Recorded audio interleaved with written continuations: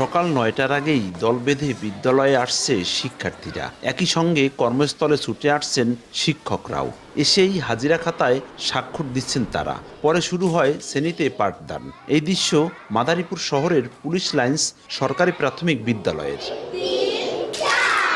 একই চিত্র সদর উপজেলার পাঁচখোলা ইউনিয়নের নাসিরউদ্দিন সরকারি প্রাথমিক বিদ্যালয়েরও। বিদ্যালয়ে আসার পর খাতায় স্বাক্ষর দিয়ে পাঠানো হয় হোয়াটসঅ্যাপ মনিটরিং গ্রুপে।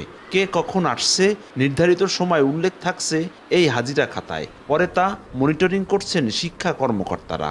বিষয়টিকে ইতিবাচক হিসেবে দেখছেন শিক্ষক ও অভিভাবকরা।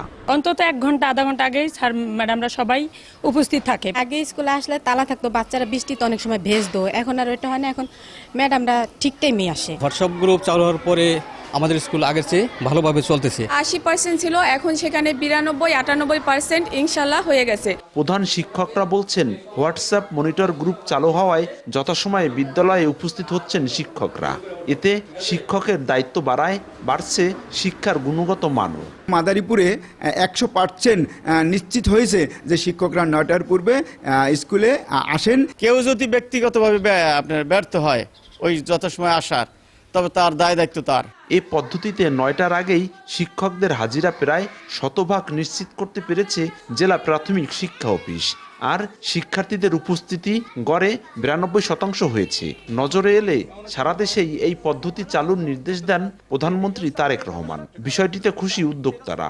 আমাদের শিক্ষকদের বর্তমানে উপস্থিতি 99% উন্নীত হয়েছে, আমাদের ছাত্র উপস্থিতি 92% উন্নীত হয়েছে এবং সকাল 9টায় একযোগে জেলার 720টি স্কুলে শ্রেণী কার্যক্রম শুরু হচ্ছে। মাদারীপুর জেলায় 720টি সরকারি প্রাথমিক বিদ্যালয়ে শিক্ষকের সংখ্যা 3962 জন আর 1,02,665 জন শিক্ষার্থী রয়েছে। ঘড়ির কাঁটায় নীরব বিপ্লব, এই স্লোগানে চালু হওয়া হোয়াটসঅ্যাপ মনিটর গ্রুপে ভুল তথ্য দেওয়ার অভিযোগে অর্ধশত শিক্ষককে কারণ দর্শানো নোটিশ দেওয়া হয়েছে। বিভাগীয় মামলা করা হয়েছে 2 জনের বিরুদ্ধে।